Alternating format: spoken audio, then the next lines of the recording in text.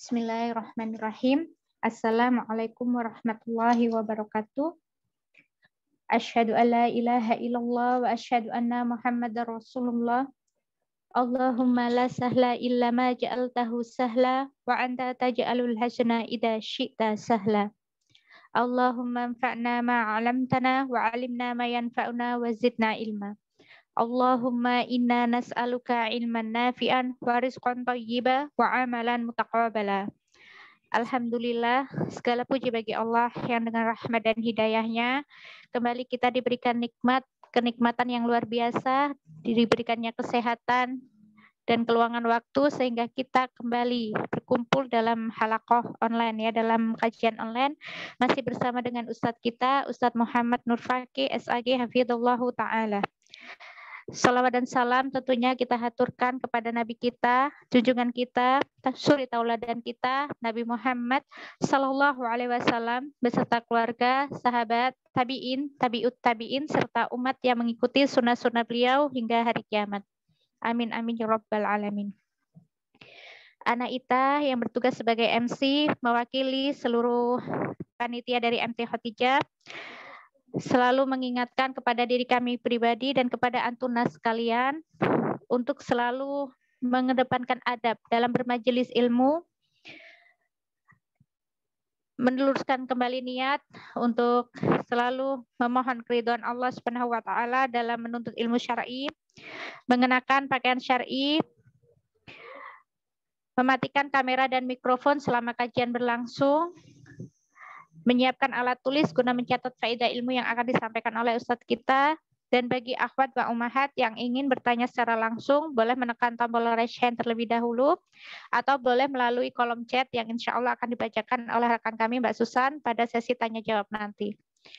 Baik, karena Ustadz sudah hadir di tengah kita untuk mempersingkat waktu, kepada Ustadz, Assalamualaikum ya Ustadz. Waalaikumsalam.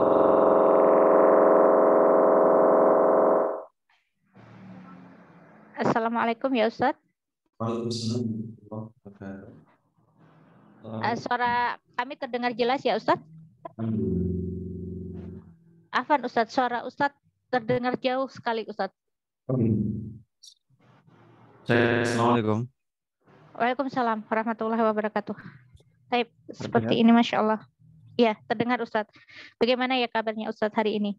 Alhamdulillah. Semoga panitia dalam kondisi baik dan beserta juga.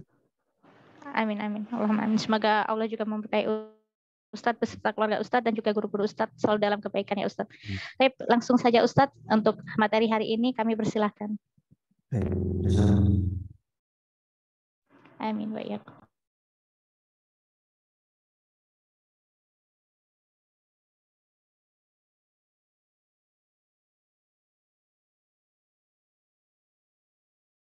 Baik, bismillah. Assalamualaikum warahmatullahi wabarakatuh. Innal hamdalillahi nahmaduhu wa nasta'inuhu wa nastaghfiruh wa na'udzu billahi min shururi anfusina wa min sayyiati a'malina. Man yahdihillahu fala mudilla lahu wa man yudlilhu fala hadiya lahu. Asyhadu an la ilaha illallah la syarika lahu wa asyhadu anna Muhammadan 'abduhu wa rasuluh alladzi la nabiyya wa la rasula ba'dah. Kaum muslimin yang dirahmati oleh Allah Subhanahu wa taala, puji dan syukur kita haturkan kehadirat Allah yang telah memberikan kepada kita banyak nikmat dan juga karunia, terutama nikmat yang paling agung, taufik yang paling agung adalah nikmat iman dan juga nikmat Islam. Yang tidak ada nikmat yang jauh melebihi nikmat iman dan juga nikmat Islam. Dan hendaknya kita sebagai seorang muslim senantiasa bersyukur kepada Allah Azza wa Jalla atas dua nikmat yang paling agung ini. Karena Nabi alaihi salatu wassalam mengabarkan bahwasanya ada sebagian orang di antara kaum muslimin yang kemudian mereka keluar dari jalan Allah Subhanahu wa taala, keluar dari agama Islam disebabkan karena tidak keteguhan mereka di atas agama Islam. Dan tidak lain tidak bukan seorang pindah dari agama Islam ke agama yang lainnya, atau masuk dari agama lainnya ke agama Islam, semuanya atas izin Allah Subhanahu wa taala. Sehingga ketika kita masih diberikan nikmat iman dan juga nikmat Islam, tidak lain tidak bukan kita diwajibkan untuk senantiasa bersyukur kepada Allah Azza wa Jalla. Kemudian salawat serta salam semoga terlimpah kepada baginda yang mulia Muhammad sallallahu alaihi wasallam yang beliau telah menyampaikan risalah Islam ini dengan lengkap dan sempurna. Sebagaimana difirmankan oleh Allah Azza wa Jalla dalam firman-Nya, "Al-yawma akmaltu lakum dinakum wa atmamtu 'alaikum ni'mati wa raditu lakumul Islam madina." Kata Allah Azza wa Jalla, sungguhnya pada hari ini telah aku sempurnakan untuk kalian agama kalian dan aku cukupkan atas kalian nikmatku dan aku ridho Islam sebagai agama kalian. Sehingga agama Islam ini tidak butuh akan penambahan dan juga tidak butuh akan pengurangan. Semua hal yang berisi kebaikan sudah disampaikan di dalam agama Islam, termasuk diantaranya tentang masalah nasihat untuk kedua orang tua dalam masalah mendidik anak-anak mereka, baik di usia balik ataupun usia-usia sebelum balik. Dan kita sekarang di beberapa pertemuan kemarin, di pertemuan ketiga kalau nggak salah ya, kita masih membahas tentang nasihat-nasihat parenting di masa balik. Dan teman-teman sekalian semoga senantiasa dirahmati oleh Allah Subhanahu wa taala. Di buku ini kami tidak membahas hal-hal teknis seputar parenting atau bagaimana mendidik anak di masa balik mereka atau hal-hal yang berkaitan dengan urusan teknis. Tapi kami di sini hanya menyampaikan nasihat-nasihat untuk kedua orang tua. Sehingga tidak melupakan beberapa poin atau beberapa hal yang mungkin banyak di antara kaum muslimin lupa akan hal ini. Dan nasihat ketiga untuk kedua orang tua, ketika anak mereka sudah masuk ke usia balik atau bahkan sudah lebih dari usia balik dan baru sadar saat ini, adalah pilihkan teman yang baik dan juga menjadi fungsi kontrol atau evaluasi bagi anak-anak mereka. Maksudnya di poin ketiga ini, hendaknya seorang atau orang tua tidak melupakan siapa yang menjadi teman baik anak-anak mereka. Tidak lantas mengabaikan dengan siapa anak-anak mereka berteman. Tidak lantas menjadi tidak peduli sama sekali dengan siapapun anak-anak mereka berteman, sehingga orang tua bisa lalai. Lolos ketika sudah capek mendidik anaknya dari usia kecil sampai usia balik, terus kemudian ketika balik anak salah memilih teman, nah ini orang tua malah kecolongan. Jadi jangan sampai orang tua kecolongan ketika anak sudah masa balik, sudah merasa memiliki jalan hidupnya sendiri, terus kemudian kita lepaskan begitu saja tanpa mengevaluasi atau melihat siapa yang menjadi teman baiknya, siapa yang sekarang menjadi sahabatnya. Oleh karena kaum muslimin dirahmati oleh Allah Subhanahu wa taala, orang tua ini memiliki peranan penting. Bahkan ketika anak sudah masuk masa balik mereka, tetap menjadi peranan orang tua untuk memilihkan siapa yang berhak menjadi teman mereka dan siapa yang berhak menjadi sahabat mereka. Sebagaimana Nabi alaihi salatu wasallam ketika beliau alaihi salatu wasallam menikahkan Fatimah putri beliau dengan siapa? Dengan Ali bin Abi Thalib radhiyallahu taala anhu. Salah seorang putri yang lainnya beliau juga menikahkan dengan siapa? Dengan Utsman bin Affan radhiyallahu taala anhu. Bahkan dua putri beliau alaihi salatu wassalam radhiyallahu taala anhuma dinikahkan dengan Utsman bin Affan radhiyallahu taala anhuma. Ini karena apa? Menunjukkan Nabi alaihi salatu wassalam masih menunjukkan sisi perhatian sebagai seorang tua, sebagai orang tua kepada anak-anak beliau untuk apa? Untuk memilihkan teman hidup yang baik untuk putri-putrinya. Maka kita sebagai seorang muslim yang aku sebagai umat beliau, yang aku menjadi mengambil beliau sebagai suri tauladan, maka hendaknya tidak lupa untuk menjadikan beliau ini sebagai figur. Jadi artinya apa? Artinya ya, kita harus memilihkan teman yang baik. Sebelum memilihkan teman hidup yang baik, pilihkan dulu sahabat-sahabat yang baik bagi anak kita. Kalau misalnya ada dua orang datang kepada anak kita, terus kemudian main ke rumah kita, kita perhatikan bagaimana akhlaknya, bagaimana adabnya, bagaimana ketaatannya dalam beragama dan lain sebagainya. Sehingga kalau misalnya qadarullah ada teman-teman dari anak-anak kita memiliki akhlak yang buruk, maka kita sudah siap dan waspada. Kita nasihatkan kepada anak kita, jangan sampai bergaul lebih lanjut dengan anak seperti ini, atau nasihatkan kepada anak kita untuk negur sahabatnya supaya kembali ke jalan Allah Subhanahu wa taala. Sebagaimana Rasulullah sallallahu alaihi wasallam ketika mengumpamakan sahabat yang baik dan sahabat yang buruk, beliau mengatakan masalul jalisis salihi was-su'i kamasali sahibil miski wa kiril haddad. Nah, permisalan sahabat yang solih dengan sahabat yang tidak solih atau sahabat yang buruk adalah sebagaimana perumpamaan penjual minyak misk atau penjual minyak wangi. dan juga pandai besi. La ya'damuka min sahibil miski imma tashtari. Maka kata Rasulullah Shallallahu Alaihi Wasallam, bagi yang dekat dengan pedagang minyak wangi, maka dia ada kemungkinan dua hal. Yang pertama, beli minyak wangi tadi sehingga bisa mewangikan tubuhnya sendiri. Autajidu rihah, atau sekalipun dia tidak belinya, maka dia turut apa? Merasakan wanginya. Setiap hari bergaul dengan penjual minyak wangi, maka paling tidak ketika keluar dari toko minyak wangi tadi, bajunya dalam kondisi harum wangi.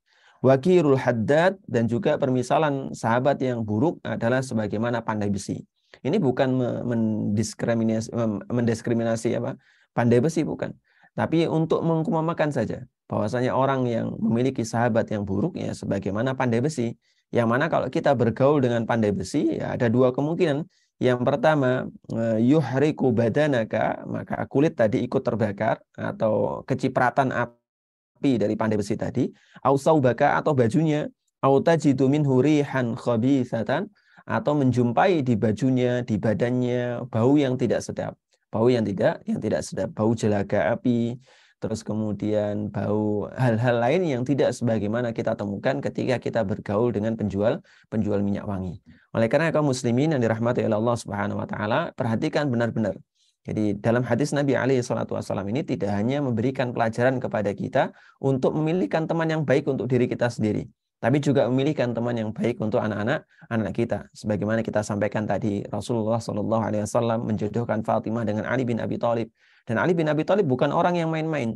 Semua para sahabat mengakui kecerdasan beliau, mengakui keteguhan beliau dalam masalah agama, mengakui keberanian beliau dalam menjalankan syariat Islam. Semua diakui, dan dipilihkan menjadi teman hidup bagi putri beliau Fatimah radhiyallahu taala anhu. Begitupun ketika memilihkan untuk Ruqayyah dan juga Ummu Kulthum, maka beliau memilihkan Utsman bin Affan radhiyallahu taala anhuma, yang dikenal sebagai seorang yang dermawan, seorang yang pemurah, seorang yang teguh dalam menjalankan agama, seorang yang mudah hatinya tersentuh dengan bacaan Al-Qur'an dan lain sebagainya. Dipilihkan teman-teman yang baik, teman hidup yang baik. Jadi sebelum memilihkan teman hidup untuk anak-anak kita, maka pilihkan teman atau sahabat yang dia jadikan kawan untuk kesana kemari, kawan untuk bercerita dan lain sebagainya adalah orang-orang yang baik.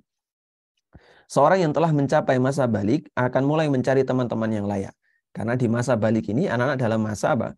Dalam masa mencari jati diri. Maka dia akan menjumpai banyak sekali orang. Dan ketika dia minat pada satu bidang atau satu hal, maka dia akan condong kepada orang-orang yang memiliki minat yang sama. Kita perhatikan saat ini, kalau misalnya kita ambil contoh yang buruk, orang yang minat dengan misalnya konser yang lagi ramai sekarang, maka dia juga akan milih teman-teman yang apa? Teman-teman yang juga apa? Yang juga memiliki minat yang sama. Atau misalnya ada istilahnya apa? BTS Army ya. BTS Army, dia akan memilih apa?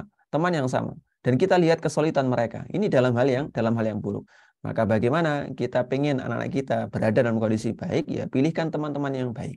Kalau temannya buruk, temannya senang untuk hal-hal yang sifatnya kefasikan, hal-hal yang sifatnya kemaksiatan, maka kita akan jumpai perlahan demi perlahan anak kita akan terseret ke arah sana.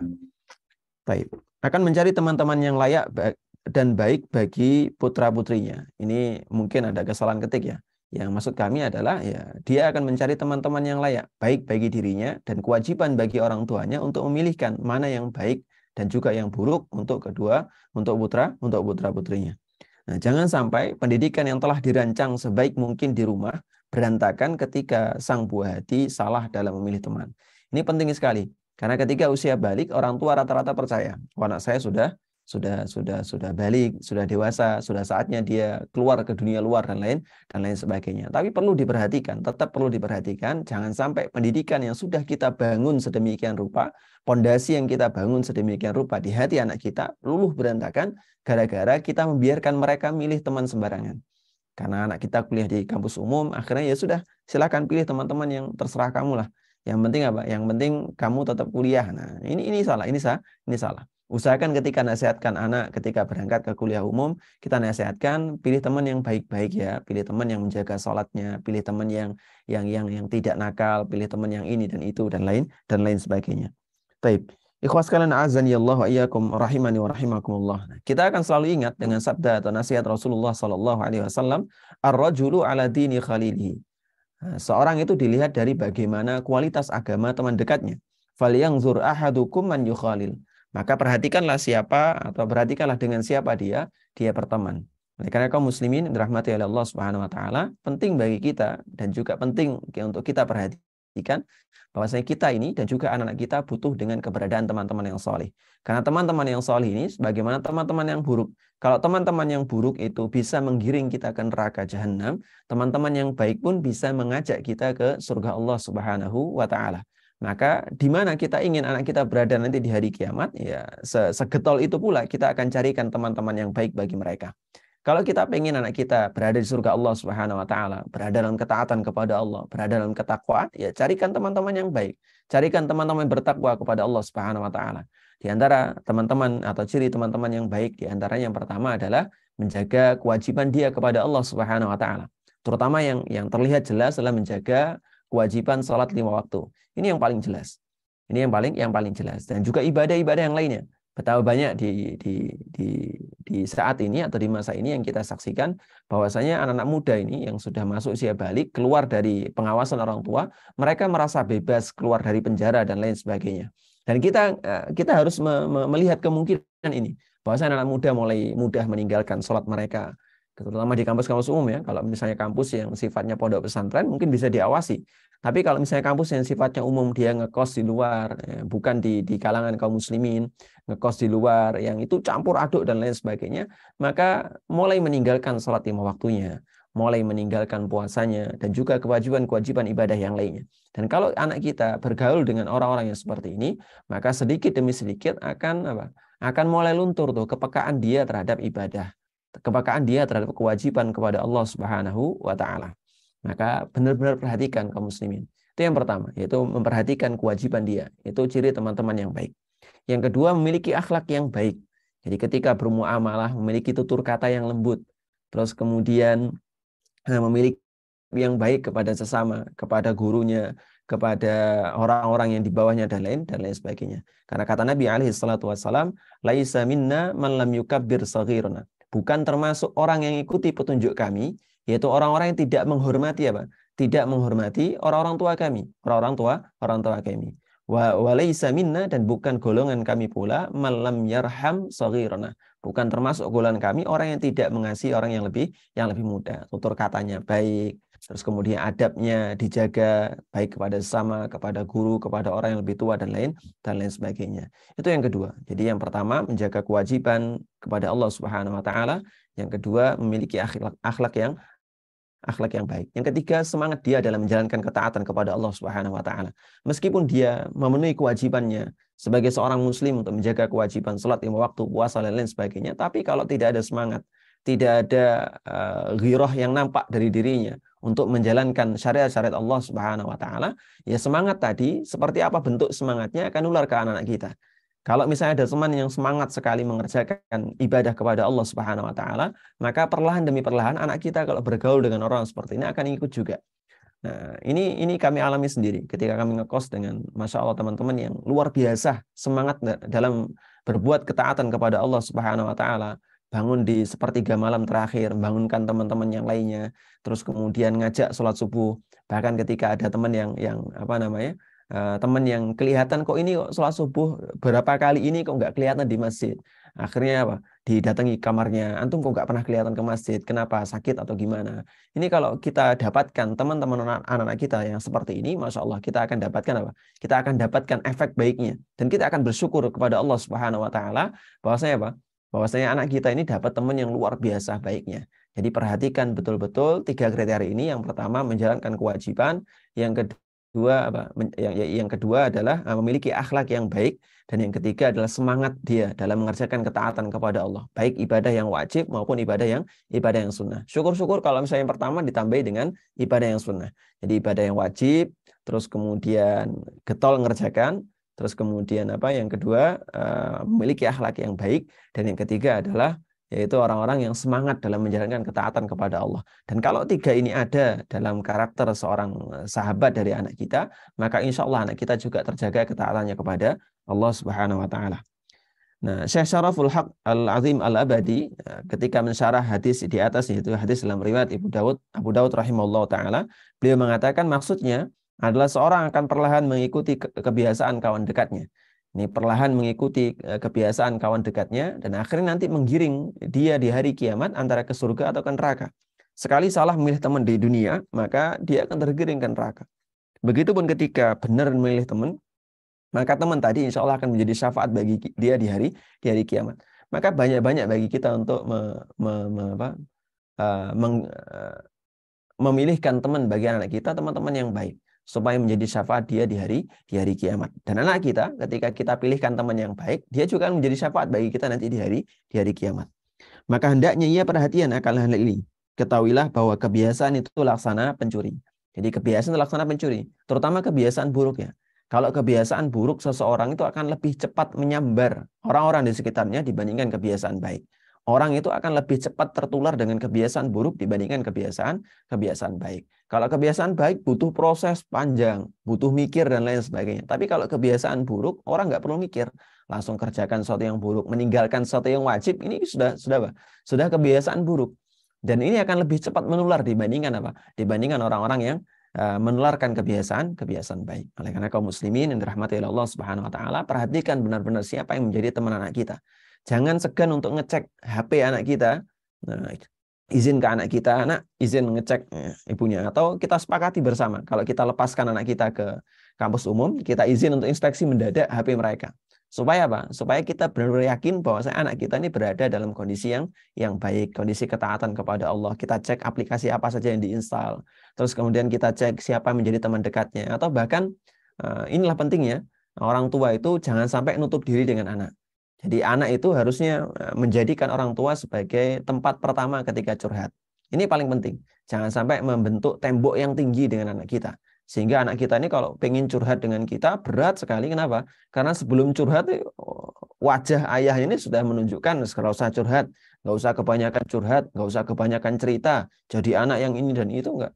Jadi ahsan atau lebih baik jadikan diri kita menjadi orang tua yang layak mendengarkan cerita pertama anak kita. Ini yang paling penting. Ini yang paling penting. Jangan sampai anak kita ini segan sekali untuk cerita kepada kita. Walaupun kita ini statusnya tinggi, manajer kah, ustadz kah, kiai kah, ulama kah dan lain sebagainya. Tapi jadikan kita ini menjadi tempat pertama cerita di kalangan manusia. Ketika dia sudah berdoa kepada Allah, sudah bermunajat kepada Allah, kemudian pengen legain hatinya, dia cerita kepada siapa? Pilihan pertama jatuh kepada ibundanya atau ayahandanya. Jadi jangan sampai dua orang tua ini kehilangan anak di momen-momen cerita pertama ini.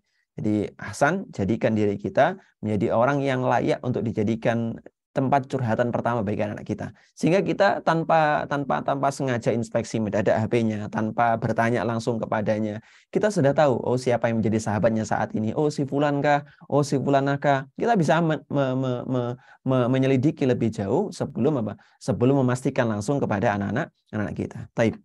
Ikhwas sekalian azani Allah wa iyyakum rahimani wa rahimakumullah. Nasihat keempat, nasihat yang paling penting dari sekian nasihat sebelumnya, dari 3 nasihat sebelumnya adalah doakan kebaikan untuk mereka.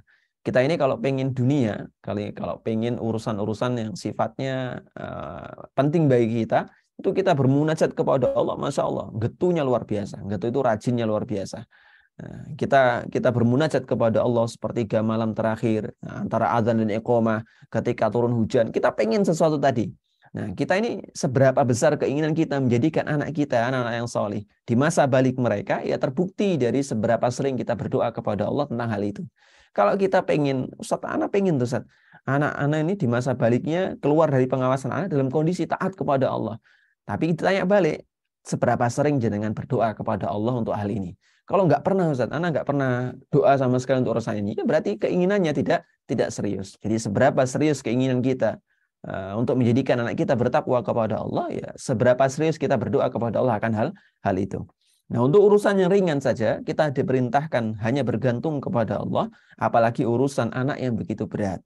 Karena tidaklah kita ini memiliki anak yang salih, memiliki anak yang taat kecuali karena apa? Karena pertolongan dari Allah Subhanahu wa taala. Kata Nabi alaihi salatu wassalam, la wallahi laulallah, demi Allah, Kalaulah bukan karena pertolongan dari Allah Subhanahu wa taala, la tasaddaqna wala shallaina. Kita nggak akan bisa sholat, nggak akan bisa bersedekah, wala nasum, dan tidak pula bisa berpuasa.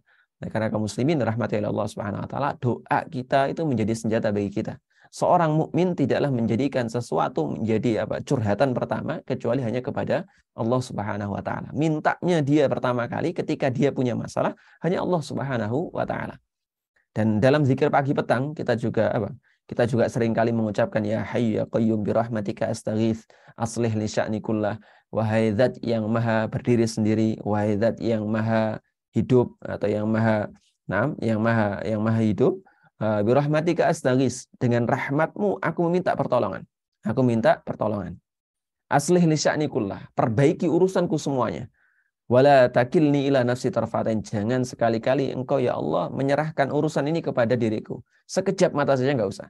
Di urusan anak, didik anak menjadi orang yang bertakwa kepada Allah, kalau bukan karena taufik dari Allah Subhanahu wa taala, mustahil kita akan bisa menjadikan mereka sesuai dengan harapan kita. Oleh karena jangan lepas dari doa kita kepada Allah Subhanahu wa taala. Sebagaimana keinginan kita dulu sebelum memiliki anak, pengen sekali punya anak, maka seharusnya doa yang kita panjatkan agar anak kita menjadi orang yang bertakwa ya seserius itu, supaya anak kita menjadi orang yang bertakwa kepada Allah Subhanahu wa taala.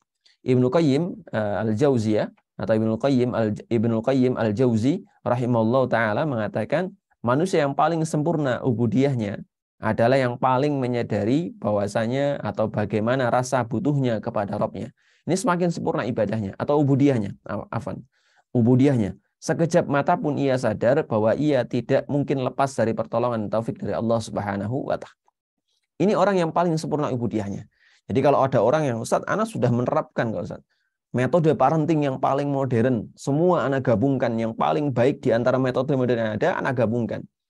Kok Ana masih menjadi anak yang belangsatan, masih menjadi anak yang kurang baik dan lain sebagainya. Kenapa? Sebabnya adalah mungkin lupa satu faktor yang paling penting ini, yaitu berdoa kepada Allah Subhanahu wa taala. Lupa bahwa hendaknya dia sebagai seorang muslim menyerahkan semua urusannya hanya kepada Allah Subhanahu wa taala. Oleh karena ya, sebagai orang tua, mumpung belum telat, maka hendaknya senantiasa memanjatkan doanya kepada Allah Subhanahu wa taala agar anaknya menjadi orang-orang yang bertakwa, anak-anak yang berbakti kepada kedua orang tuanya, bermanfaat untuk sekitarnya, dan memiliki semangat beragama yang baik. Dan mengurus anak adalah program seumur hidup. Ini nggak bisa berhenti aja lah, ini cuma 5 tahun, 15 tahun, dan lain sebagainya. Enggak, tapi program seumur hidup. Rasulullah SAW bahkan ketika Fatimah radhiyallahu taala anha sudah menikah, maka apa yang beliau lakukan ketika Fatimah berbuat salah atau ketika Fatimah memiliki keyakinan yang salah, beliau nasihati saat itu. Misalnya ketika Fatimah radhiyallahu taala anha karena capek mengurus rumah tangga, akhirnya wadul kepada Rasulullah, ngadu kepada Rasul dengan mengatakan, ya Rasulullah, berikan aku ini pelayan. Berikan aku satu pelayan aja yang bisa membantu kebutuhan rumah tanggaku. Kata Rasulullah SAW, aku beritahukan satu hal yang lebih baik dibandingkan apa yang kau minta. Kata Rasulullah SAW, bacalah subhanallah 33, tahmid 33, takbir 33, sebelum engkau tidur, nih saya akan engkau dapati hal yang lebih baik daripada yang kau minta. Kalau tadi engkau ngeluh, capek, dan lain sebagainya, maka ketika membaca ini, maka insya Allah Ta'ala rasa capekmu, rasa lelahmu tadi nggak ada apa-apanya. Dan benar, Fatimah radhiyallahu ta'ala setelah dinasihati Rasulullah SAW demikian, maka beliau mengamalkan seumur hidupnya. Ini menunjukkan Rasulullah tetap ngawasi bagaimana Fatimah radhiyallahu taala anha. Padahal sudah menikah dengan Ali bin Abi Thalib, tapi beliau tetap ngawasin, tetap bangunin di sepertiga malam terakhir kalau misalnya Fatimah belum bangun dan lain sebagainya. Ini menunjukkan rasa sayang kita. Semakin kita sayang dengan anak kita, semakin tinggi cinta kita kepada anak kita, ya semakin kita tidak melupakan mereka. Apakah mereka dalam kondisi baik ataukah dalam kondisi tidak baik. Nah, seorang anak yang sudah memasuki fase balik merupakan buah dari didikan orang tua sebelum mereka masuki fase tersebut. Jadi nasihat di masa balik ini nasihat yang sifatnya ya normatif ya. Nasihatnya sifatnya normatif. Jadi ikhwas sekalian atau ibu-ibu sekalian tidak akan menjumpai nasihat-nasihat yang wah-wah enggak. Tapi nasihat-nasihat mendasar. Kembali lagi. Karena apa yang kita dapatkan di masa balik anak-anak kita, ya apa yang kita usahakan sepanjang dia dari kecil, dari bayi sampai dia mendekati masa balik. Itulah yang kita dapatkan, Sehingga masa balik ini nasihat-nasihat sifatnya normatif. Yang ngulangi lagi nasihat-nasihat sebelumnya. Namun yang paling berperan bukan bagaimana metode mereka, bukan pula seberapa update teori parenting mereka, melainkan sepenuhnya adalah taufik dari Allah Azza wa Jalla. Oleh karena sebagai seorang muslim, semua ibadahnya itu bergantung kepada Allah Subhanahu wa Ta'ala. Rasulullah SAW mengajarkan sebuah doa yang dibaca di setelah salat fardu. Beliau mengajarkan kepada sahabatnya, Allahumma a'inni ala dzikrika wa syukrika wa husni ibadatik. Ya Allah, bantulah aku, bantulah aku ala dzikrika, untuk senantiasa mengingatmu ya Allah, wa syukrika, dan senantiasa bersyukur kepadamu, wa husni ibadatik, dan senantiasa memperbaiki kualitas ibadahku kepada Engkau ya Allah. Jadi sekali lagi jangan lupa bergantung kepada Allah Subhanahu wa Ta'ala. Kemudian kami mencukupkan sedikit nasihat untuk bekal pengasuhan orang tua terhadap anak di fase balik mereka. Karena pendidikan yang baik tidak dimulai dadakan. Ini sebagian kalau menyangka, oh saya nanti parenting Ustaz sebulan belajar terus selesai, enggak.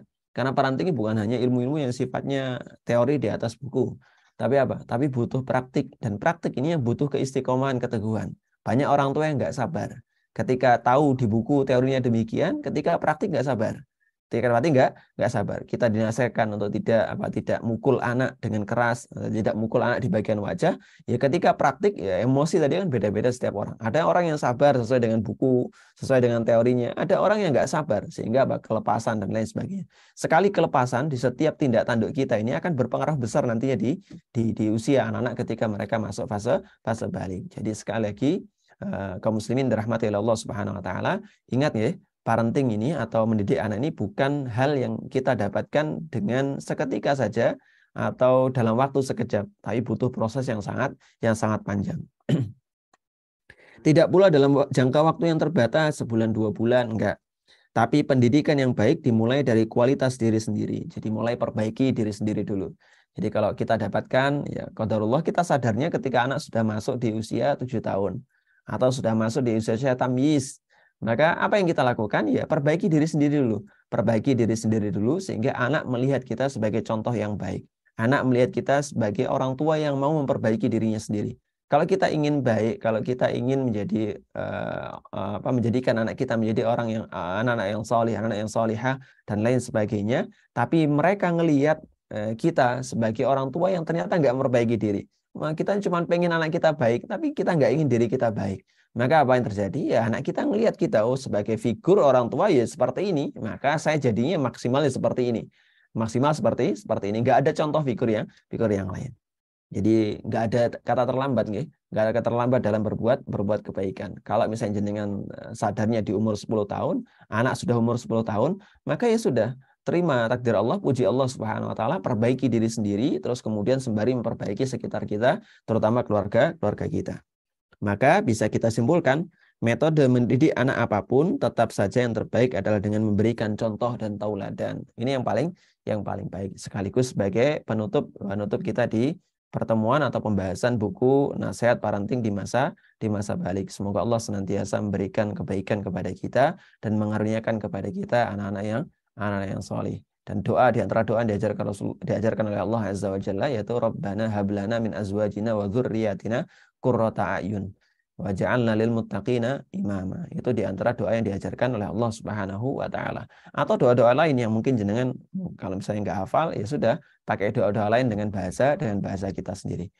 Demikian, semoga bermanfaat. Jika ada pertanyaan berkaitan, monggo disampaikan. Wassallallahu ala nabiyyina Muhammad walhamdulillahirabbil alamin. Assalamualaikum warahmatullahi wabarakatuh. Waalaikumsalam warahmatullahi wabarakatuh. Jazakallah khairan untuk materinya hari ini ya Ustaz. Izin untuk ke sesi tanya jawab ya Ustaz. Halo. Nah. Baik, kalau begitu kepada Mbak Susan kami persilahkan. Tafadhol Mbak Susan. Nah, Mbak Jazakillahu khairan atas kesempatannya. Assalamualaikum warahmatullahi wabarakatuh, Ustaz. Izin membacakan beberapa pertanyaan yang sudah masuk kepada kami ya Ustaz ya. Silakan. Pertanyaan pertama, Assalamualaikum warahmatullahi wabarakatuh. Afwan Ustaz mau bertanya, insya Allah anak saya akan kuliah di luar kota. Bagaimana caranya agar kami sebagai orang tua mengontrol teman-teman anak kami dan membuat anak kami istiqomah dalam kebaikan? Syukran Ustaz. Silakan Ustaz. Baik, kaum muslimin rahmati Allah Subhanahu wa taala. Sempat kami sampaikan tadi secara implisit bahwasanya apa? Ketika kita melepaskan anak kita keluar kota atau di luar pengawasan kita, maka kita harus siap menerima beberapa resiko atau konsekuensi. Yang pertama, pengawasan kepada anak-anak kita mulai berkurang atau mulai tidak lagi bisa maksimal sebagaimana ketika mereka berada di sekitar kita. Maka yang bisa kita upayakan adalah yang pertama, hendaknya kita sebagai orang tua jangan menjadi orang tua yang memiliki blocking terhadap anak kita. Jangan sampai anak kita yang sudah masuk fase kuliah ini, fase dewasa, terus kemudian merasa terblok dengan orang tua. Sehingga ketika mereka hendak cerita, mereka hendak jujur kepada kedua orang tuanya, takut kepada kita. Nah, kita jangan menjadi orang tua yang demikian. Maka jadilah orang tua yang layak untuk mendengarkan cerita anak kita. Kita sampaikan kepada mereka, kalau ada apa-apa cerita saja ke orang tua. Dan konsekuensinya ketika jenengan mengatakan demikian, kalau anak cerita, sekalipun dia berbuat salah, maka jangan langsung menunjukkan ekspresi marah terlebih dahulu. Tapi tunjukkan, dengarkan dulu, biarkan dia cerita jujur sampai habis, baru kemudian kita respon. Respon pun dengan cara yang baik. Nah, kita ingin anak kita menjadi orang baik, jangan sampai respon langsung dengan cara yang salah, langsung mencak-mencak. Baru satu kalimat keluar dari lisan anak kita, langsung mencak-mencak. Langsung apa? Mengeluarkan kata-kata yang tidak selayaknya dikeluarkan oleh orang tua. Maka hendaknya kita sebagai orang tua, jadilah orang tua yang layak. Ketika anak kita cerita, biarkan dia cerita sampai selesai, jujur sampai selesai, lalu berikan respon yang baik.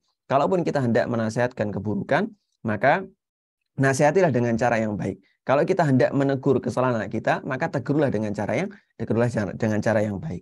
Itu yang pertama, itu nasihati anak kita atau jadi orang tua yang sebenarnya.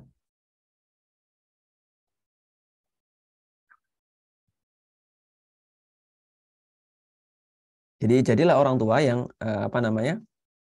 orang tua yang layak untuk mendengarkan cerita anak-anak kita. Jangan sampai anak itu merasa nggak nyaman untuk cerita kepada kita. Dan kapan ini bisa dibentuk? Bukan hanya sehari 2 hari. Kita menyangka, nanti ada yang menyangka bahwasanya, oh gampang Ustaz, nanti kalau anak saya mau kuliah keluar, saya pesenin, nanti kalau ada apa cerita ya.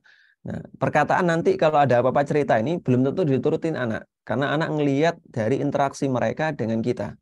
Kalau misalnya interaksi mereka dengan kita selama ini, kita blocking terus, mau cerita, wes nanti aja ibu masih sibuk masak, nanti aja bapak masih ini, nanti aja sepulang bapak dari kantor, nanti aja dan seterusnya. Kalau ditunda-tunda seperti ini, terus kemudian sepanjang mereka hidup dengan kita, nggak merasakan bagaimana nikmatnya cerita kepada kedua orang tua kita, ya mereka nggak akan cerita.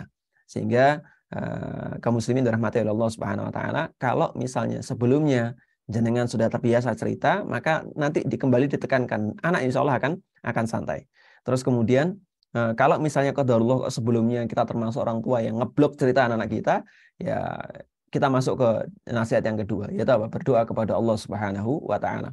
Jadi enggak ada cara yang baik kecuali kita berdoa kepada Allah Subhanahu wa taala. Yang ketiga, kalau anak kita mau nyari kos, ikut nyari kos. Paling tidak kalau jenengan tidak ada biaya untuk ikut, jenengan update di mana kosannya, terus kita tanyakan kepada orang-orang yang tinggal di sana. Kan sekarang tuh kajian alhamdulillah sudah menyebar sedemikian luasnya.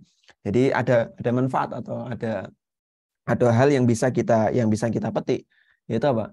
Yaitu kita bisa mendapatkan informasi tentang satu tempat melalui teman-teman yang baik, melalui teman-teman kajian, melalui panitia kajian dan lain sebagainya.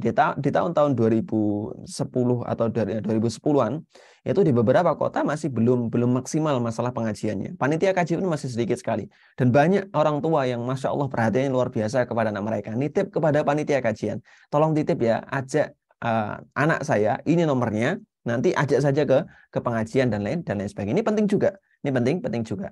Yang keempat, kita nasihatkan kepada anak kita kebaikan-kebaikan sebelum dia berangkat. Jadi yang pertama tadi apa? Yang pertama tadi, jadilah orang tua yang layak untuk mendengarkan cerita. Yang kedua, berdoa kepada Allah. Yang ketiga, ikut nyari kos, tempat tinggalnya di mana. Jangan sampai, kan sekarang banyak sekali naudzubillah min dzalik, tempat yang campur laki-laki perempuan. Di kota besar sudah biasa. Sudah biasa. Dan itu biayanya mahal. Itu biayanya mahal, ada penjaganya dan lain sebagainya. Tapi campur ini sesuatu yang apa? Sesuatu yang akan memancing kepada keburukan. Kita ikut nyari tempat kosnya di mana. Kita ikut siapa yang menjadi teman kosnya, siapa yang menjadi tangga kosnya dan lain sebagainya. Banyak orang yang sebelumnya nggak pernah bermusik, nggak pernah main musik dan lain sebagainya. Tapi karena setiap hari dengar suara gitar genjreng-genjreng dari dekat kosannya, akhirnya ikut. Mulai dari bukan main genjreng. Jadi karena tetangganya main gitar, lantas dia langsung main gitar, enggak, tapi mulai mendengarkan musik, mulai meringankan hukum bermusik dan lain sebagainya. Karena tetangganya apa? Tetangganya main musik. Maka hendaknya perhatikan siapa yang menjadi tetangga kosnya, terus siapa yang menjadi teman paling tidak itu saja, paling tidak itu saja. Mungkin teman dekatnya dia nggak berani jujur atau nggak mau jujur, tapi paling tidak pilihkan siapa yang akan menjadi tetangga dekatnya di kosannya. Terus kemudian carikan lingkungan kos yang dekat dengan masjid. Ini yang bisa kita upayakan. Ini bisa kita upayakan. Selebihnya kita serahkan kepada Allah Subhanahu wa taala. Jadi kalau kita sudah berusaha maksimal, sudah berusaha sebaik mungkin sebagai orang tua untuk mengawasi pendidikan anak-anak kita, ketaatan anak-anak kita, kesalahan anak kita, maka berikutnya pasrahkan sepenuhnya kepada Allah Subhanahu wa taala. Baik, demikian kurang lebihnya. Wallahu taala alam. Nah, Ustaz, Masya Allah, jazakallah khairan atas jawabannya. Semoga jelas bagi penanya. Baik, izin membacakan pertanyaan kedua ya, Ustaz.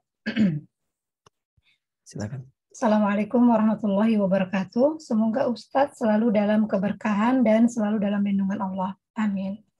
Izin bertanya Ustadz, di zaman yang penuh fitnah ini, kami sebagai orang tua agak khawatir Ustadz. Jadi sekarang kami mulai mencarikan lelaki solih, Masya Allah, untuk anak perempuan kami yang baru memasuki usia remaja. Agar kemana-mana ketika kami tidak bisa mendampingi anak perempuan kami, ada yang menemaninya Ustadz. Dan membantu kami untuk membimbingnya dalam ketakwaan kepada Allah Ta'ala. Terjagalah kurang lebihnya begitu. Apakah kekhawatiran kami ini berlebihan, Ustadz? Mohon nasihatnya. Jazakallahu khairan wa barakallahu fiik, Ustadz. Silakan, Ustadz. Baik, ikhlas karena azani Allah wa iyyakum rahimani wa rahimakumullah. Bahkan kekhawatiran seperti ini yang hendaknya ditumbuhkan di hati setiap orang tua. Jadi orang tua itu harusnya mengikuti zaman, bukan terpenjara dalam zaman di mana dia dilahirkan dan dibesarkan. Kalau misalnya dia dilahirkan dan dibesarkan di tahun-tahun 70-an, 80-an, mungkin fitnahnya tidak akan sebesar yang kita rasakan saat ini. Yang kita rasakan saat ini, bahkan buka Twitter, media sosial seperti Twitter dan lain sebagainya, buka dengan kata kunci apapun, yang muncul adalah keburukan. Yang muncul adalah keburukan. Begitupun di Facebook, terus kemudian di Instagram dan lain sebagainya. Begitu dahsyatnya fitnah di zaman ini. Nah, dan itu akan semakin besar dari masa ke masa. Karena Rasulullah SAW itu mengabarkan, tidaklah datang satu masa, kecuali masa tadi akan lebih buruk dibandingkan masa sebelumnya. Kalau fitnah yang dirasakan pada masa Aisyah radhiyallahu ta'ala anha, bahkan Aisyah mengatakan, sungguh kalau misalnya Rasulullah masih hidup di zaman ini, maka Rasul akan marah melihat kondisi kalian. Melihat kondisi kalian. Karena fitnah pada masa itu ternyata beliau anggap besar dibandingkan di zaman Rasulullah SAW. Apalagi kalau misalnya fitnah atau beliau melihat fitnah di masa ini, tentu akan sangat besar. Potensi kemaksiatan, potensi bermaksiat dan lain sebagainya bisa muncul hanya dengan melalui HP kita. Melalui gawai yang ada di tangan-tangan kita itu muncul semuanya. Dan ini fitnah yang besar. Dan kekhawatiran seperti ini hendaknya ditumbuhkan di hati setiap orang tua mereka. Hati setiap orang tua. Sehingga muncul kewaspadaan dari diri kita untuk senantiasa waspada, was-was, tidak nyaman kalau tidak mendidik anak-anak kita dengan baik. Dan ketika kita memiliki putri yang kita pengen jaga kesalehannya, kita pengen jaga kesuciannya dan lain sebagainya, maka tidak ada salahnya kalau misalnya sudah diupayakan semaksimal mungkin, Ustaz. Dan ternyata fitnah ini kayaknya nggak mungkin bisa terbendung kecuali kalau kita pasangkan dia dengan seorang yang saleh. Maka tidak ada salahnya. Ini bahkan sangat baik sekali. Ini sangat baik sekali. Kita contoh Rasulullah SAW menjodohkan Fatimah dengan Ali bin Abi Thalib, dipilihkan. Terus kemudian Ruqayyah, Ummu Kulsum dipilihkan juga oleh Rasulullah SAW kepada Utsman bin Affan radhiyallahu taala anhu. Jadi sekali lagi kaum muslimin nggak ada masalah. Bahkan Rasulullah SAW mengatakan idza ja'akum, kalau misalnya datang kepada kalian sebagai seorang wali, man tardawna dinahu wa khuluqah, orang yang kalian ridhai agama dan juga akhlaknya, fazawwijuhu, maka nikahkanlah ia dengan putri kalian. Kalau misalnya tidak dinikahkan, kata Rasulullah, maka akan muncul fitnah yang besar. Jadi kalau sudah ada kerentak untuk menikahkan gadis kita yang masih remaja sekalipun, dan masa-masa remaja ini masa-masa yang fatal ya, Kalau kita berhasil menjaganya, akan baik setelahnya insya Allah Ta'ala. Tapi kalau misalnya kita nggak bisa menjaganya, maka kemungkinan akan baik ada insya Allah Ta'ala, tapi akan sangat berat sekali perjuangan yang kita lalui. Dan akan sangat terbantu sekali kalau kita memiliki menantu yang solih, menantu sebagainya. Sekali lagi tidak salah insya Allah Ta'ala bahkan sangat baik. Dan jangan percaya omongan orang-orang yang mengatakan, oh masih kecil, ABG kok dinikahkan dan lain sebagainya. Enggak ada masalah, enggak ada masalah. Karena semakin sekarang ini usia semakin muda, usia semakin mungkin 13 tahun, 12 tahun itu sudah ngerti urusan-urusan dewasa. Sudah ngerti tentang masalah apa? Masalah yang seharusnya itu tidak dimengerti di usia-usia anak yang umur-umur yang lahir tahun 70-an atau yang lahir tahun 60-an. Enggak ngerti di usia itu. Nah, sebagaimana pengertian anak saat ini yang baru mencapai usia bahkan usia SD sekalipun sudah lebih ngerti dibandingkan remaja di tahun 70-an atau 60-an. Jadi sekali lagi tidak ada salahnya, bahkan penting sekali untuk kita senantiasa awasi, dan kalau misalnya dinikahkan monggo, dan ini sangat baik sekali. Wallahu taala alam. Demikian. Masya Allah, jazakallah khairan Ustaz atas jawabannya. Catatan juga untuk anak nih yang punya anak remaja perempuan ya Ustaz ya, dan juga umahat yang lain mungkin ya. Baik, untuk akhwat umahat yang ingin bertanya secara langsung silakan raise hand terlebih dahulu, dan juga bisa menuliskannya pada kolom chat ya. Alhamdulillah udah ada yang raise hand nih Ustaz. Nah, persilakan untuk bertanya langsung ya Ustaz ya. Silakan. Fadol, Temala, silakan. Ya, Bismillahirrahmanirrahim. Assalamualaikum warahmatullahi wabarakatuh. Waalaikumsalam warahmatullahi wabarakatuh. Semoga Allah selalu menjaga Ustadz, keluarga, dan seluruh kaum mukminin dimanapun mereka berada. Izin meminta nasihat Ustadz terkait dengan pertemanan. Ini qadarullah ananda kami sampai detik ini kan masih menjalankan jalur pendidikan homeschooling begitu.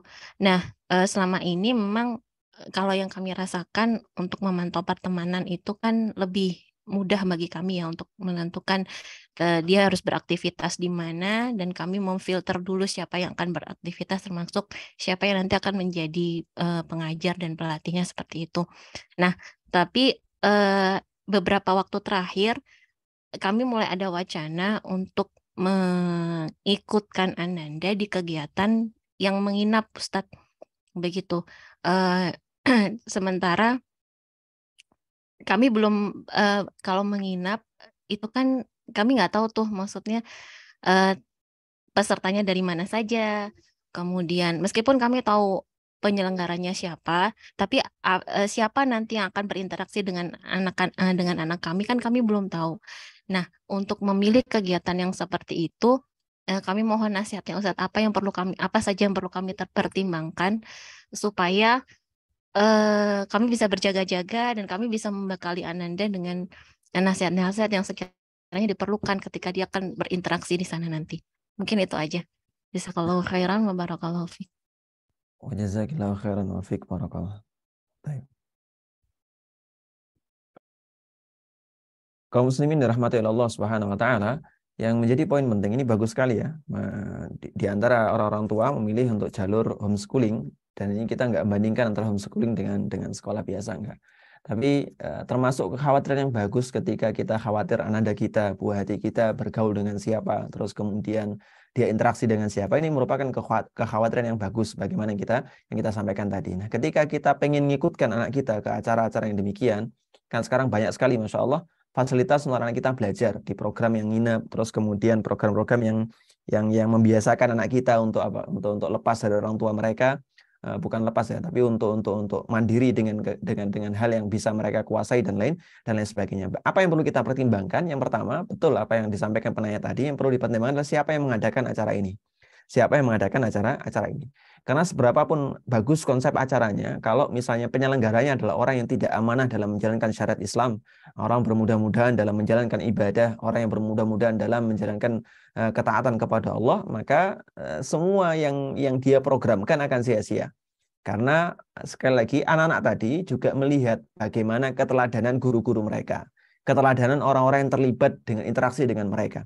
Sehingga kita perlu perhatikan siapa yang menjadi penyelenggara acara ini. Sebagus apapun acaranya, rundown acaranya sedemikian bagus, terus konsep acaranya sedemikian bagus, kalau yang menyelenggarakan, yang dia terlibat langsung dalam acara tadi, ternyata adalah orang-orang yang tidak memiliki amanah dalam masalah agama, maka semua hal tadi akan sia-sia. Jadi sekali lagi perhatikan benar-benar siapa yang menyelenggarakan. Bahkan sekarang sudah sangat luar biasa ya, masif sekali di media-media sosial seperti Instagram, kita bisa lihat tuh siapa yang menyelenggarakan acara ini. Misalnya tentang berkebun, tentang apa?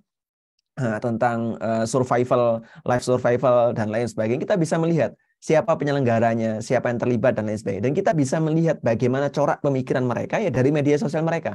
Karena itulah satu-satunya wadah mereka membranding diri mereka. Dan kita bersyukur dengan hal ini. Jadi sekali lagi kita lihat saja bagaimana personal dari orang-orang yang menyelenggarakan atau terlibat dalam kegiatan ini. Kalau mereka termasuk orang yang teguh dalam menjalankan agama, terus kemudian orang-orang berkeyakinan lurus, terus kemudian orang yang teguh dalam menjalankan syariat Islam, kita lihat keseharian dari media sosial mereka, maka kalau dari sisi nomor satu, penyelenggaranya kita aman. Jadi kalau termasuk di orang teguh keyakinannya, lurus keyakinannya, konsisten dalam menjalankan syariat Islam, terus kemudian ghirohnya dalam menjalankan syariat luar biasa, maka kita aman dari sisi yang pertama. Yang kedua, kalau kita sudah melihat siapa penyelenggaranya, lihat juga bagaimana konsep acaranya. Kalau konsep acaranya hal-hal yang berkaitan dengan agama, kan ada ya sekarang ya, masif yang nginep itu ada yang misalnya Quran Camp misalnya, atau misalnya tahfidzul Quran tapi nginep selama sekian hari karena ada tadabbur alam dan lain sebagainya. Kita lihat konsep acaranya. Kalau konsep acaranya hanya isinya hahaha, hanya isinya seneng-seneng tok, dan anak kita rasa anak ini nggak akan ngambil pelajaran banyak, maka urungkan niat tadi. Jadi urungkan niat kalau kita ngelihat konsep acaranya, rundown acaranya, detail acaranya, apa tujuan visi misi acaranya, terus kemudian apa indikator keberhasilan dari acara tadi. Kita tanya ke panitia, kan bebas sekarang ya. Jadi jenengan tanyakan semuanya, konsep acaranya seperti apa, rundown acaranya bagaimana, apa kegiatan anak selama di sana, terus kemudian bagaimana indikator keberhasilan acara atau apa yang diharapkan panitia terhadap acara ini. Kita bisa ngelihat coraknya. Kalau misalnya kita ngelihat anak nggak akan banyak ngambil pelajaran dari sini, maka urungkan niat tadi. Tapi kalau kita ngelihat acaranya bagusnya luar biasa nih, Quran Camp selain hafalan juga ada hal-hal yang sifatnya tadabbur, mengaitkan apa yang mereka hafal dengan ayat-ayat kauniyah Allah Subhanahu wa taala. Bahkan di semua rundown acaranya tidak banyak hal-hal yang sifatnya hahi semata. Tapi anak-anak main sekaligus apa? Sekaligus belajar tentang banyak hal tentang syariat Allah Azza wa Jalla. Maka kalau kita ngelihat acaranya seperti ini, konsepnya seperti ini, terus kita tanya indikator keberhasilan acaranya demikian, maka kita nggak ada masalah untuk apa? Mengikutkan anak kegiatan demikian. Yang ketiga, perhatikan ya, tadi ada kekhawatiran bahwasanya nanti teman-teman interaksi seperti itu. Nah, kalau kita sudah ngelihat bagaimana penyelenggara acaranya, terus konsep acaranya, biasanya peserta itu tidak akan jauh-jauh dari orang yang menyetujui dua hal ini. Tidak akan jauh-jauh dari orang yang menyetujui dua hal ini. Misalnya, kalau misalnya kita ikut, ada kan sekarang beberapa metode parenting ya. Ada beberapa metode parenting yang modern, yang misalnya kalau sekolah-sekolah yang berbasis alam kayak Arunika Waldorf, Waldorf.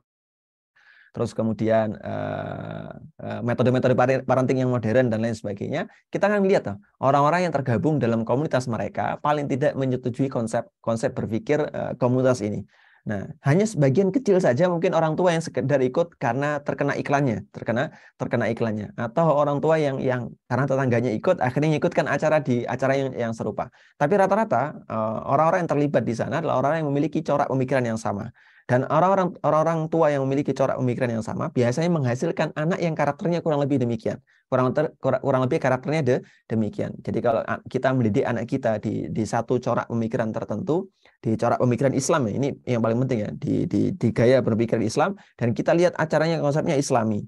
Terus kemudian penyelenggaranya termasuk orang yang amanah dalam menjalankan agama, maka insya Allah Ta'ala anak-anak yang terlibat di sana adalah anak yang dididik dengan cara yang sama. Anak yang dididik dengan caranya yang sama. Jenengan tertarik dengan acara tadi karena konsepnya bagus, penyelenggaranya bagus, maka insya Allah Ta'ala anak-anaknya juga dihasilkan dari cara berpikir demikian, dan sudah diseleksi dengan mempertimbangkan siapa penyelenggaranya dan juga bagaimana konsep acaranya. Jadi sekali lagi insya Allah kekhawatiran yang ketiga ini, kalau sudah jenengan perhatikan kekhawatiran yang kedua, dua kekhawatiran sebelumnya, maka insya Allah Ta'ala jenengan akan aman. Selebihnya yang keempat, berdoa kepada Allah. Ini Ana selalu nggak melupakan nasihat yang keempat ini, karena berdoa kepada Allah Azza wa Jalla ini satu-satunya cara kita untuk apa? Untuk berserah kepada Allah Subhanahu wa taala. Kita sudah berusaha memilihkan penyelenggara yang baik.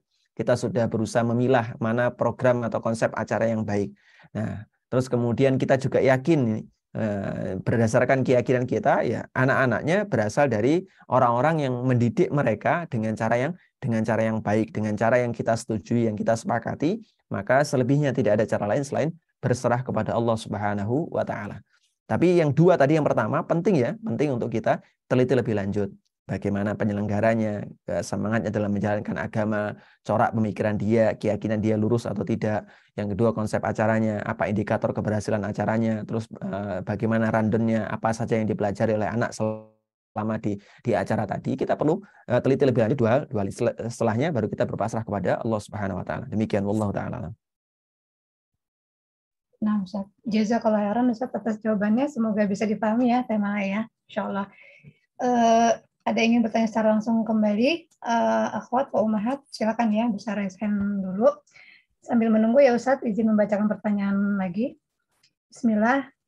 Mohon maaf Ustaz, mau bertanya, apakah anak yang susah diatur juga bisa dipengaruhi oleh dosa kita sebagai orang tua Ustaz? Lalu bagaimana solusinya, sedangkan kita dulu orang awam yang sangat jauh dari agama? Silakan Ustaz. Baik. Ikhwas sekalian, a'azzani Allah wa iyyakum rahimani wa rahimakumullah. Allah Azza wa Jalla berfirman, wala taziru waziratu wizra ukhra. Tidaklah satu dosa satu kaum itu akan nurun kepada kaum yang lainnya. Dosa orang tua enggak nurun kepada dosa anaknya. Jadi kalau orang tua berbuat dosa, anaknya tidak ikut kebagian dosanya. Tapi apakah asar dari dosa tadi akan nampak ke orang sekitar kita? Maka jawabannya iya. Dosa tadi bisa nampak kepada diri kita, nampak kepada orang sekitar kita. Sebagaimana disampaikan Ibnu Qayyim rahimahullah ta'ala, bahwasanya di antara asar dosa tadi, asarnya kepada mujtama, kepada orang-orang masyarakat yang tinggal di sekitar kita, Bahkan Allah Azza wa Jalla akan mengadab satu kaum yang mereka berbuat kemaksiatan, durhaka kepada Allah Subhanahu wa taala. Bahkan seandainya kalau di satu desa, di kaum tadi, ada orang-orang yang berbuat ketaatan kepada Allah, ada orang-orang yang berbuat ketakwaan kepada Allah Subhanahu wa taala. Kita belajar dari kaum Nabi Nuh alaihi salatu wassalam. Di sana ada Nabi Nuh alaihi salatu wassalam dan orang yang beriman kepada Allah, tapi tidak lantas menjadikan Allah menunda untuk menurunkan azabnya. Meskipun yang beriman dan yang kaum Nabi Nuh yang beriman kepada Allah Subhanahu wa taala dan manut kepada Nabi Nuh diselamatkan oleh Allah Subhanahu wa taala. Tapi selebihnya Allah binasakan. Allah binasakan dan tidak menunda Allah Azza wa Jalla untuk menurunkan azab Allah Subhanahu wa taala. Jadi sekali lagi, apakah ada asar bagi orang-orang sekitar kita? Naam, ada asar. Bahkan para ulama ketika mereka mendapati rumah mereka bocor, terus kemudian rumah mereka rusak, terus kemudian istri mereka buruk perlakuannya, suami mereka buruk perlakuannya, maka yang mereka lakukan di antara para ulama salaf yang mereka nasihatkan adalah mereka nasihatkan untuk mengoreksi aib mereka sendiri, untuk mengoreksi dosa-dosa mereka di masa lalu. Dosa-dosa mereka di masa lalu. Jangan-jangan azab yang Allah segerakan di dunia akibat dosa mereka di masa lalu adalah dengan buruknya perlakuan pasangan mereka, baik suami mereka, istri mereka, atau anak-anak mereka. Jadi di antara asarnya demikian. Namun hal ini tidak lantas menjadikan kita berputus asa dari rahmat Allah Subhanahu wa taala. Allah mengatakan wala tayasu min rahmatillah atau min rauhil wala taqnatu min rahmatillah. Janganlah kalian berputus asa dari rahmat Allah Subhanahu wa taala. Jadi jangan sekali lagi berputus asa dari rahmat Allah Subhanahu wa taala. Kalau kita sudah bertaubat kepada Allah Subhanahu wa taala, terus kita saksikan dan kita sudah mendidik anak kita dengan baik, kita berupaya menjadi pribadi yang baik. Kalau anak kita bangkang, anak kita tidak manut, anak kita tidak taat, anak kita tidak patuh dan lain sebagainya, maka jangan sampai hal tersebut menjadikan kita berburuk sangka kepada Allah. Ya Allah, saya sudah bertaubat, kok anak saya kondisinya demikian? Enggak, teruslah bertaubat kepada Allah Subhanahu wa taala. Hal yang kita saksikan buruk saat ini mungkin saja ada hikmahnya di kemudian hari, ada hikmahnya kita senantiasa merasa berdosa di hadapan Allah Subhanahu wa taala. Jadi jawabannya adalah na'am. Mungkin saja ada asarnya, termasuk di antara asarnya, namun jangan menjadikan kita berputus asa dari rahmat Allah Subhanahu wa taala. Karena ketika kita bertaubat atas aib-aib kita di masa lalu, dosa-dosa kita di masa lalu, maka Allah akan ampuni kita sebesar permohonan maaf kita.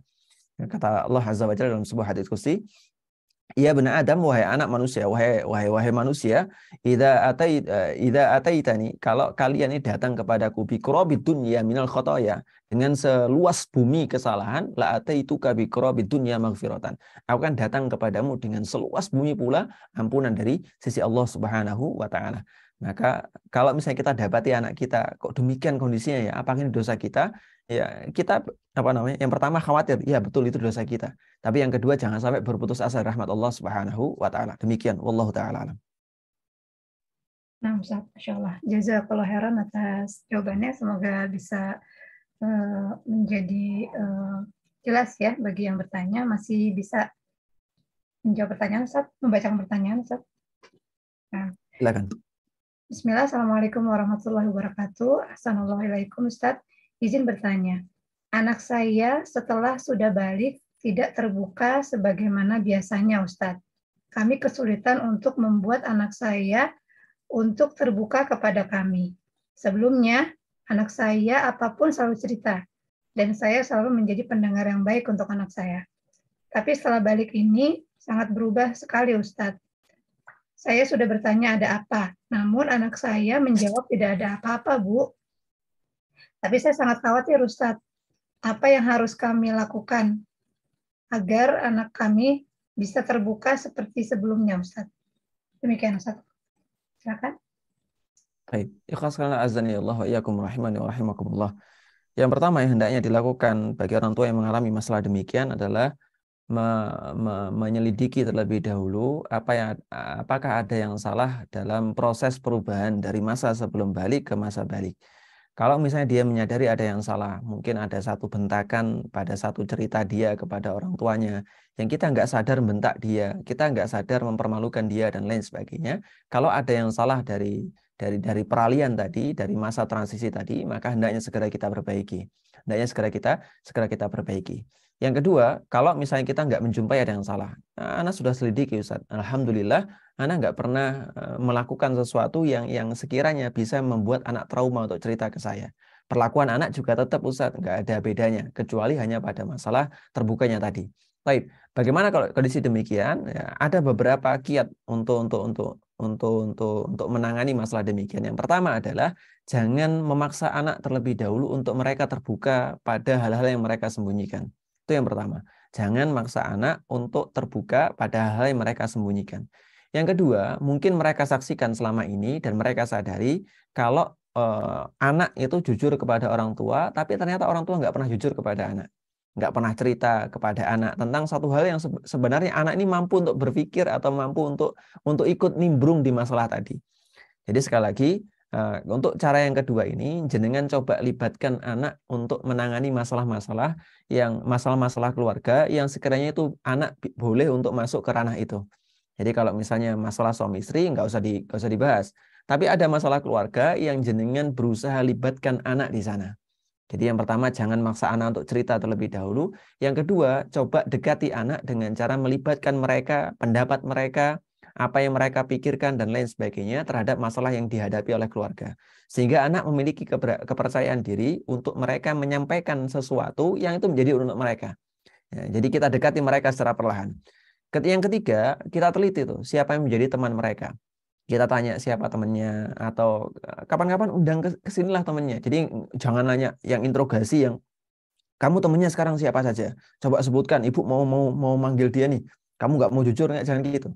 Tapi kamu siapa sekarang temannya? Terus kemudian ajak ke sini main, nggak apa-apa, ajak ke sini main. Nah, ada acara ini dan itu. Sehingga apa? Sehingga kita bisa tahu nih, oh temannya si fulan, oh temannya si fulana, oh anak ini bin fulan, ini binti fulan dan lain sebagainya. Kita bisa lihat. Nah, kita perhatikan apakah perubahannya tadi ketika berteman dengan si fulan atau si binti fulan atau si bin fulan, ibnu fulan ini, ataukah sebelum itu. Kalau misalnya perubahannya sebelum itu dan dia tetap bergaul dengan biasa dengan ibnu fulan, dengan bintu fulan, maka kemungkinan cerita yang tidak disampaikan kepada kita adalah cerita yang disampaikan kepada sahabat mereka. Cerita yang disampaikan kepada sahabat mereka. Jadi sekali lagi, kita teliti temannya siapa dulu. Jadi kita ajak temennya untuk main ke rumah, makan-makan. Ayo undang temennya, ini lama nggak makan ke sini. Undang aja besok. Ibu pengen ngobrol, ibu pengen ini itu, pengen buatin masakan kesukaanmu dulu lah. Jadi jangan tampakkan bahwa jenengan tuh pengen bongkar apa yang mereka sembunyikan. Jadi kita teliti dulu sebabnya. Kita teliti orang-orang sekitar, faktor-faktor yang kiranya menyebabkan sesuatu tadi berubah itu apa dan lain sebagainya. Terus kemudian kalau misalnya ternyata perubahannya, transisinya itu ketika dia bergaul dengan fulan, misalnya sebelum usia balik, dia nggak bergaul dengan ibnu fulan nih. Terus dia juga nggak bergaul dengan bintu fulan. Tapi ketika bergaul dengan dua orang ini atau dengan teman-teman itu, ternyata qadarullah dia berubah. Berarti ada kemungkinan atau sebab yang mungkin saja kalau kita lihat, oh jangan-jangan sebabnya karena berteman dengan si fulan, berteman dengan si fulana. Kalau misalnya sebab yang kedua ini, nah kita sebagai orang tua harus waspada. Waspada. Jangan langsung dilarang, kamu jangan berteman dengan ibnu fulan, jangan bintu fulan, enggak. Tapi teliti dulu apa yang terjadi dengan bin fulan, apa yang dilakukan bintu fulan. Kenapa kok dia berubah ketika bergaul dengan bintu fulan? Apakah ada ini dan itu dan lain sebagainya. Yang keempat, jangan selalu anggap bahwasanya apa yang tidak disampaikan anak atau dirahasiakan anak itu buruk. Boleh jadi yang dirahasiakan anak hal-hal yang sepele kok, hal-hal yang sepele. Misalnya dia lagi suka dengan orang lawan jenisnya, terus dia lagi ada perasaan kekaguman dengan guru-guru mereka dan lain sebagainya. Itu hal-hal yang sepele dan kita nggak perlu terlalu oh ini apa ya yang buruk yang disampaikan, kok nggak nyampaikan ke anak ya dan lain sebagainya. Nggak usah, nggak perlu. Jadi kita minta kepada Allah semoga yang disembunyikan tadi hal-hal yang sifatnya ya sepele dan kita percayakan anak kita untuk apa? Untuk menyelesaikannya. Dan yang kelima, ini senantiasa nasihatkan kepada anak kita untuk apa? Untuk bertanggung jawab untuk urusan dirinya dengan Allah Subhanahu wa taala. Karena apa? Kita sering harus ingatkan kepada anak kita. Karena kalau sebelum usia balik kita mendidik mereka, kalau setelah usia balik kita hanya mengawasi mereka dan menasihati mereka kalau mereka berada di jalur yang salah. Jadi kita nasihati mereka, nak, kamu itu sudah dewasa, sudah balik, sudah masa taklif, sudah masa yang Allah akan bebankan dosa kepadamu. Apapun yang kau sembunyikan dari hadapan orang tuamu, dari hadapan ibu dan bapak, maka apa? Maka itu tanggung jawabmu kepada Allah Subhanahu wa taala. Kalau itu buruk, maka tanggung jawabmu kepada Allah Subhanahu wa taala. Tapi ibu nasihatkan, kalau kamu melakukan sesuatu yang buruk, melakukan sesuatu yang tidak seharusnya dilakukan, maka segera bertaubat kepada Allah Subhanahu wa taala. Sungguhnya Allah Maha Pengampun. Kemudian cerita ke ibu enggak masalah, enggak cerita pun enggak masalah. Tapi setiap ada apa-apa datang ke ibu, datang ke bapak. Cukup anak kita nangis di kita ini, setelah dia nangis kepada Allah, terus kemudian datang kepada kita nangis saja terhadap satu masalah, itu satu yang melegakan. Nggak harus mendengarkan apa yang dibalik itu. Karena mungkin mereka melihat kemaslahatan diri kita. Kalau misalnya mereka cerita akan terjadi seperti ini, seperti itu. Nah, itu kekhawatiran mereka. Biarkan saja.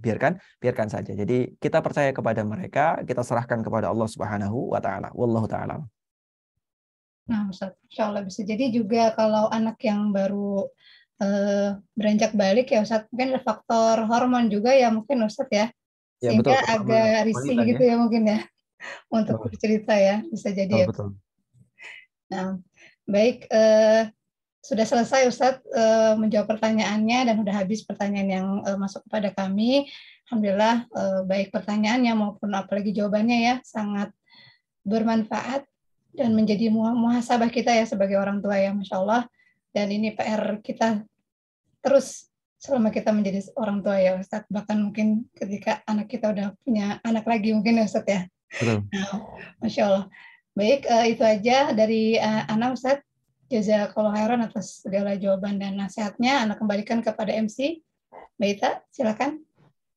Iya, baik Mbak. Jazakillah khairan wa barakallahu fik Mbak Susan.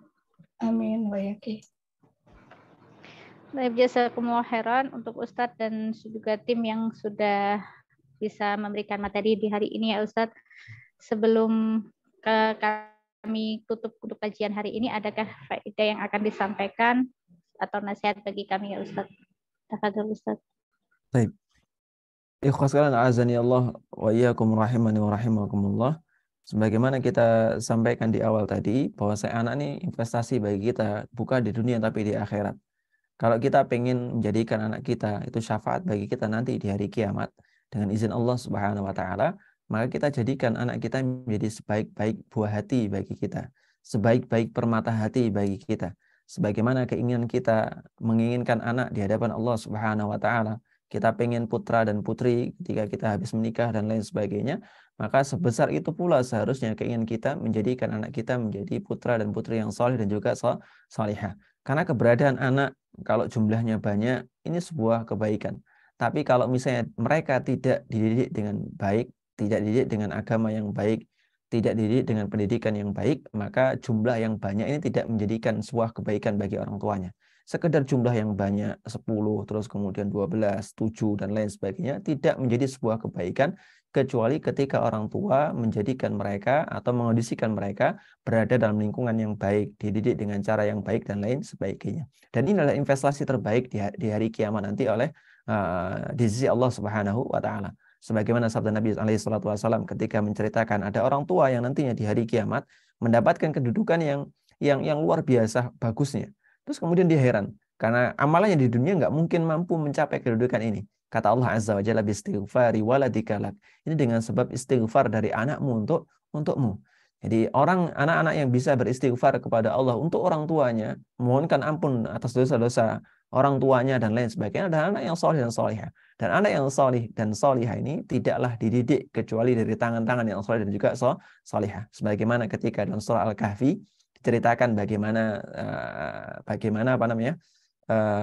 anak-anak tadi menjadi anak yang soleh dan anak-anak yang soleh, maka Allah mengatakan wa kana abuhuma solihah. Orang tua mereka, bapak ibu mereka orang-orang yang soleh, orang-orang yang baik, orang yang taat kepada Allah Subhanahu wa taala. Jadi didik anak kita yang pertama dengan mohon taufik dari Allah, yang kedua dengan keteladanan dari kita. Kita pengen anak kita soleh, kita didik anak kita soleh, tapi mereka ngelihat perlakuan kita, ketaatan kita biasa-biasa saja, bahkan cenderung meninggalkan ketaatan kepada Allah.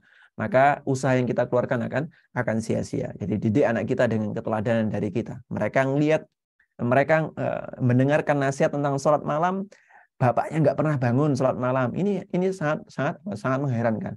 Jadi anak kita mendengarkan nasihat dari kita, sholat subuh awal waktu, bapaknya bangun jam 6 pagi. Ini apa?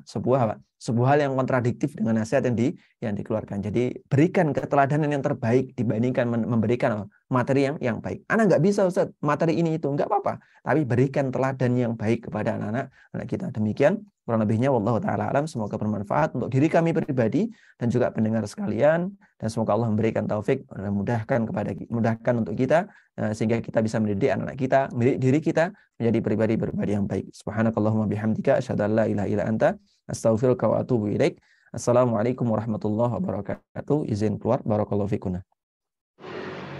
Amin wa jazakumullah khairan wa barakallahu fik untuk Ustadz dan juga tim. Insyaallah wa barakallahu fik. Baik. Untuk berakhirnya kajian hari ini, Ana yang bertugas memohon maaf jika ada kurangnya dalam penyajian kajian hari ini. Mohon dihalalkan segala khilaf, baik ucap maupun sikap dari kami, khususnya Ana pribadi yang selaku MC ya, mewakili dari MT Hatijah yang bertugas. Baik, jazakumullah khairan bagi akhwat wa ummahat yang sudah mengikuti kajian hari ini dan dari awal sampai akhir ya. Semoga apa yang disampaikan oleh Ustadz berguna bagi kita, sangat bermanfaat bagi kita, khususnya bagi kita yang mungkin sebagai orang tua ya. Ini barakallahu fikunna, assalamualaikum, karena sudah ditutup oleh Ustadz, maka Ana akan menutup dengan salam. Wassalamualaikum warahmatullahi wabarakatuh.